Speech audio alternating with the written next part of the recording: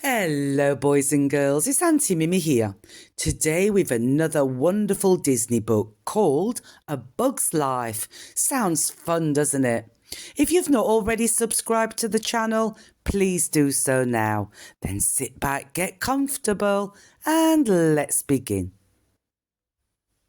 It was harvest time on Ant Island, and for the first time, Princess Atta was in charge. Her mother, the Queen, was getting old, and Atta was training to take her place. Suddenly, a young ant named Flick rushed over, bringing his latest invention with him. But Atta wasn't impressed. Flick's inventions were always trouble and they never worked. "Just pick grain like everyone else, Flick," she sighed. An alarm sounded. Hopper and his gang of grasshoppers were coming. Quickly the ants scattered. Every year the ants had to leave a share of their harvest on an offering stone for the greedy grasshoppers. This year the offering stone was full, but in his rush to get away, Flick bumped into the stone and knocked it over. All the grain fell over the side of the cliff. Hopper was furious. "I want double the amount now," he snarled at the trembling ants. "If you don't collect it for us before the last leaf falls, none of you will be safe." With that, he led his gang away.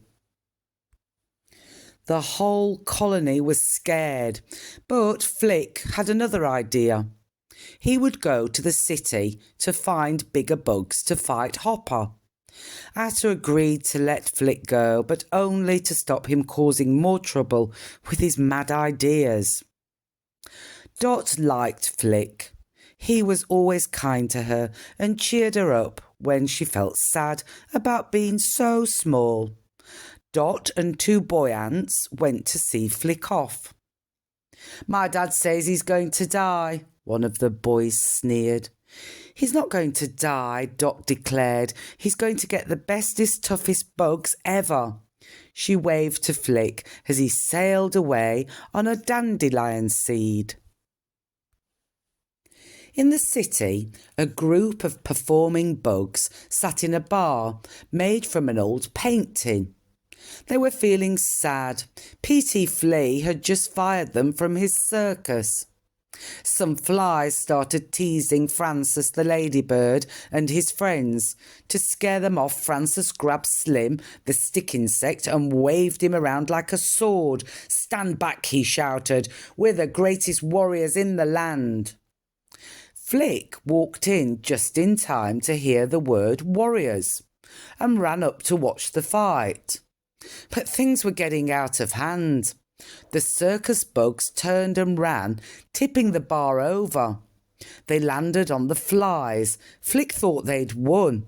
"I've been looking for bugs with your talent," he said.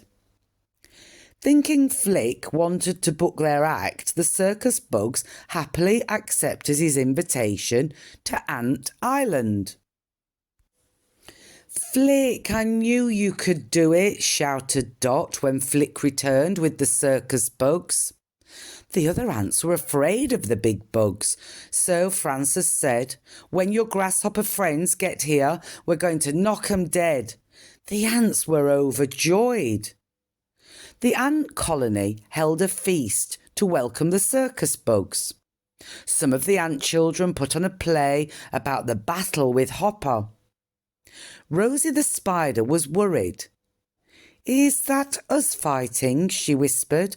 "We're only circus performers." Suddenly Flick understood what Rosie was saying. He hurried the circus bugs outside. Dot saw Flick leave and followed him, but she couldn't hear what he was saying. She grabbed a dandelion seed and floated nearer. The circus bugs thought Flick had tricked them and they wanted to leave. Flick was trying to make them stay when a bird appeared. "Run!" screamed Flick, but little Dot was right in the bird's path. The princess let go of the dandelion and fell towards the ground. Quickly, Francis flew over and caught her. They landed in a crack in the riverbed, Poor Francis was knocked unconscious and his leg was trapped under a stone. While Heem licked the caterpillar and Slim distracted the bird, Flick and the others rescued Francis and Dot. Rosie carried them to safety in a web. The whole ant colony cheered. The circus bugs were heroes. The amazing rescue gave Flick an idea. Even Hopper was terrified of birds. They could build a mechanical bird to fool him and frighten the grasshoppers away.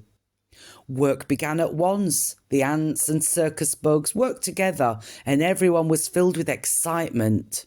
Flick's newest invention would scare off Hopper and his gang once and for all. At last the bird was ready. There were cheers as the creature was raised up into a tree. The ants were ready for Hopper now.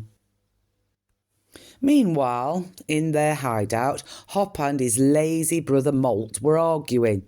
"We're having a good time here," said Molt. "Why should we go back to Ant Island?" "Those ants outnumber us," growled Hopper. "If we don't show them who's boss, they'll take over. Now let's ride." That evening, P.T. Flea arrived at the ant colony looking for the circus bugs. He wanted them back for his new show. When P.T. Flea told the colony that the brave warriors were just performers, Atta and the Queen told the circus bugs to go. "I want you to leave too," Atta told Flick, "and this time don't ever come back."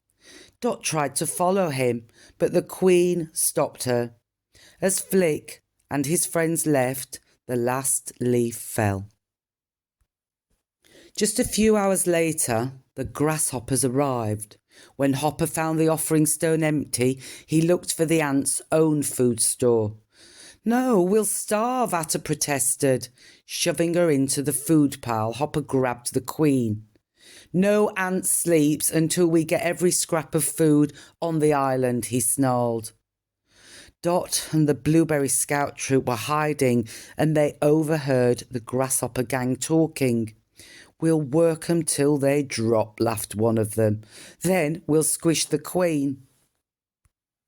Dot raced off to find Flick and the circus bugs. "You've got to help us," she gasped. "Hopper's going to squish my mum." The circus bugs still thought Flick's bird idea would work, but Flick was too miserable to try. Then Dot reminded Flick how he had encouraged her when she'd felt small and helpless. Flick looked up and smiled at his friend. "All right," he cried, "we'll do it." And they began to make a plan. That evening, as the grasshoppers feasted on the ants' grain, a bug circus parade rumbled into sight. "What's going on?" Hopper demanded. "We are here to entertain you," Manny announced. The grasshoppers were busy watching Manny's act when they didn't see Flick climbing into the bird machine. All at once the bird flapped out of the tree. From inside the creature, Flick and the blueberries made loud screeching noises. The rest of the ants ran around pretending to be scared. Screaming in terror, the grasshoppers ran for cover. Everything was going as planned until P.T. Flea set fire to the bird. He was trying to save his circus bugs. When Flick and the blueberries crawled from the blazing bird, Hopper knew he'd been tricked. But Flick bravely stood up to the Hopper, and the ants and the circus bugs joined him. The gang backed off, and Hopper stood alone. Suddenly, huge raindrops splashed down. As everyone ran for cover, Hopper grabbed Flick, but Atta snatched him away. Hopper chased after them, following Flick to the sparrow's nest. He thought Flick had built another bird, and before he realised that the sparrow was real, it was too late. Hopper looked up just in time to see the bird heading straight for him. When spring arrived, the circus bugs prepared to leave Ant Island. Princess Atta was now in charge, and Flick had a new job as the colony's inventor. Thanks to Flick's courage, Hopper would never bother the colony again. Well, that was a wonderful book today, wasn't it, boys and girls? I do hope you enjoyed it as much as I did. As always, I want you to be kind to one another, look after one another, and try and have some fun every single day. Until next time, bye-bye.